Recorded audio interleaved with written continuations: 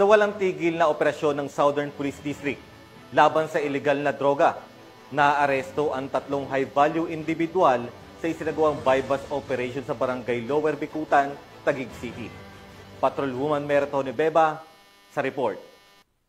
Kayo ay hinuli sa paglabag sa Republic Act 9165 sa pagbebenta, pag-iingat ng pinagbabawal na gamot o shabu.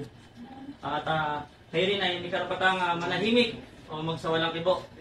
Ano man ang inyong sabihin ay pwedeng gamitin laban sa inyo saan mang korte sa Pilipinas.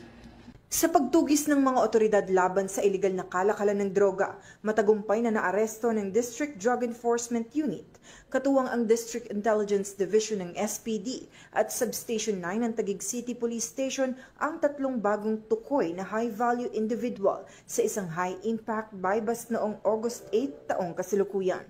Pinangunahan ni Police Major Cecilio G. Thomas Jr.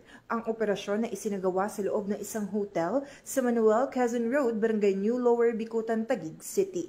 Ito ay pasado alas 7 ng gabi. Kinilala ang mga naarestong sospek na sina alias Tol, alias John Carlo, parehong 21 anyos, at si alias Arnold, 40 anyos, na isang e-bike driver. Narecover mula kay Tol ang 100 gramo ng hinihinalang shabu, bypass money at isang Android phone. Samantala, kuha naman mula kina Giancarlo at Arnold ang tig 50 gramo ng iligal na droga. Umabot sa kabuang 200 grams ang nakumpiskang ipinagbabawal na gamot na may tinatayang halaga na 1,360,000 pesos.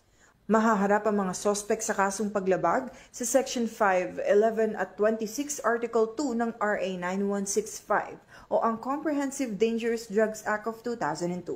Pinuri naman ni Acting District Director SPD Police Brigadier General Randy E. Arceo ang mabilis na koordinasyon at mahusay na pagpapatupad ng operasyon. Ito ay isang malinaw na mensahe sa mga nagtutulak ng iligal na droga.